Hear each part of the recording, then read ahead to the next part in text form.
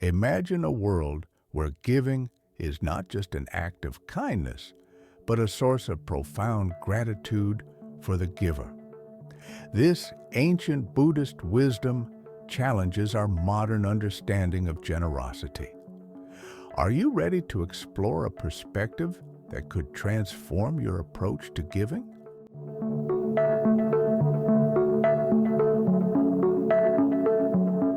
In a small village nestled in the foothills of the Himalayas, there lived a wealthy merchant named Dawa. He was known for his vast wealth and his occasional acts of charity. However, Dawa always felt a sense of superiority when he gave to others, believing that the recipients should be eternally grateful to him. One day, a wandering monk named Tenzin arrived in the village. He was known for his wisdom and compassion. As he walked through the village, he noticed Dawa distributing food to a group of poor villagers. The merchant's face wore a smug expression as he handed out the provisions. Intrigued, Tenzin approached Dawa and said, "I see you're giving to these people. That's a noble act." Dawa replied proudly, "Yes, I am. These poor souls should be thankful for my generosity." Tenzin smiled gently and asked, "May I share a story with you?" Dawa, always eager to appear knowledgeable, agreed. Tenzin began, "Once, there was a king who loved to give gifts to his subjects. He would often disguise himself and wander through the kingdom, offering valuable presents to those in need. One day, he came across a blind beggar sitting by the roadside. The king placed a large diamond in the beggar's bowl. The beggar felt the weight of the gift and asked, "What have you given me, kind sir?" The king, not revealing his identity, simply replied, "I have given you something that may change your life." The beggar smiled and said, "Thank you, but I cannot accept this." Surprised, the king asked, "Why not?" The beggar answered, "Because I have nothing of equal value to give you in return. I only have this piece of bread, which is all I have to eat today.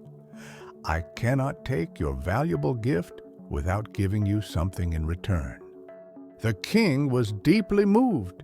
He realized that this blind beggar, who had nothing, understood the true nature of giving better than he, the king, ever had. Dawa listened intently, his expression changing from smugness to confusion. Tenzin continued, "You see, Dawa, when we give, we should be thankful for the opportunity to do so. The act of giving allows us to cultivate compassion, reduce our attachment to material things, and connect with others. These are priceless gifts that the recipient gives to us." Dawa pondered this for a moment and asked, "But how can the giver be more thankful than the receiver? Surely the one who receives the gift benefits more." Tenzin smiled and explained, "In Buddhism, we believe that all beings are interconnected.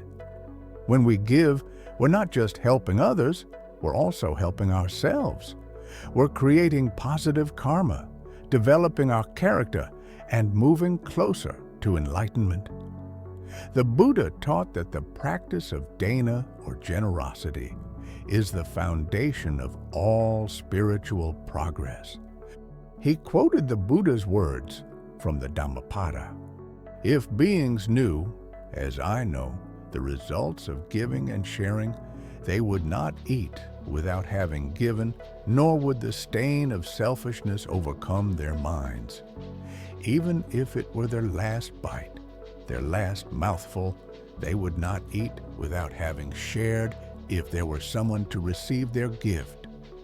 It 26. Tenzin continued, "By giving, we're given the chance to let go of our ego, our attachments, and our delusions of separateness.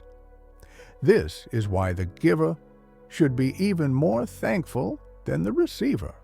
As Dawa listened, his perspective began to shift.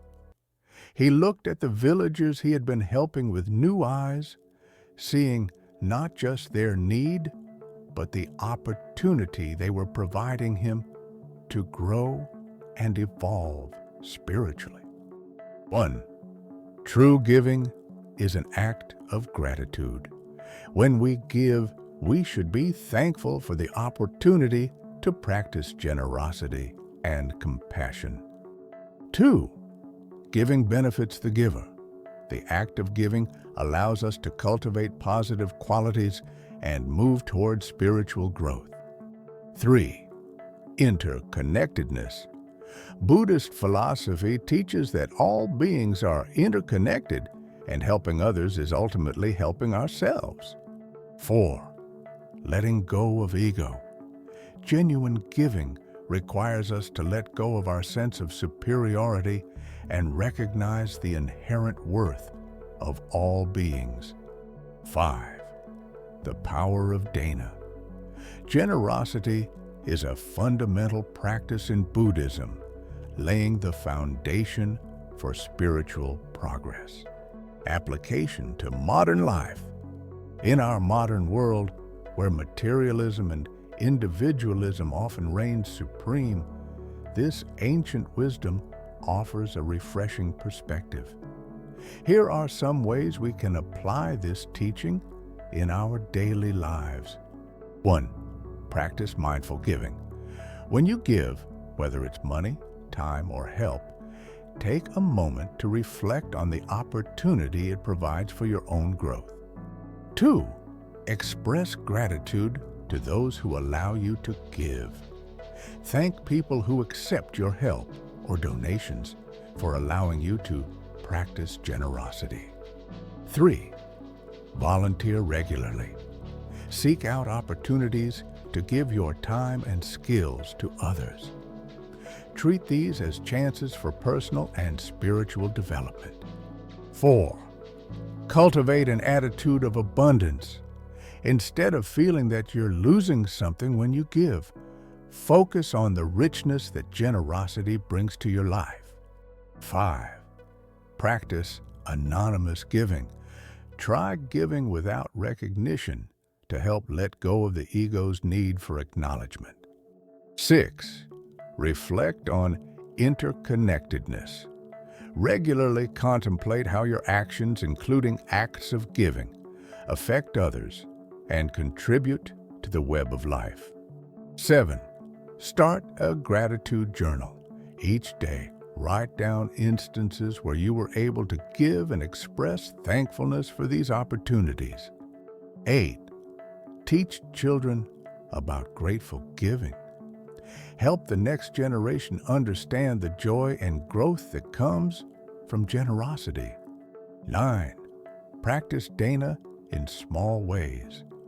Look for opportunities to be generous in everyday situations, like letting someone go ahead of you in line or offering a kind word. 10th, meditate on giving. Incorporate reflections on generosity into your meditation practice to deepen your understanding and motivation.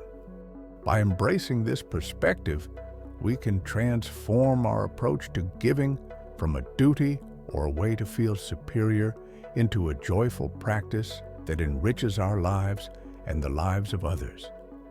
We can move from a mindset of scarcity to one of abundance, recognizing that the more we give, the more we receive in terms of spiritual growth and inner peace. As we navigate the complexities of modern life, let's remember the wisdom of the blind beggar and the monk Tenzin.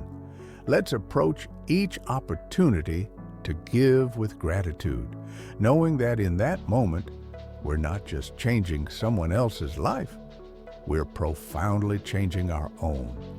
As we conclude this journey into the Buddhist perspective on giving, I invite you to reflect on your own experiences of generosity. How might your life change if you approached every act of giving with gratitude? Remember, true wealth isn't measured by what we have, but by what we're willing to share. Thank you for joining us on Awakened Mind. May you find joy in every opportunity to give.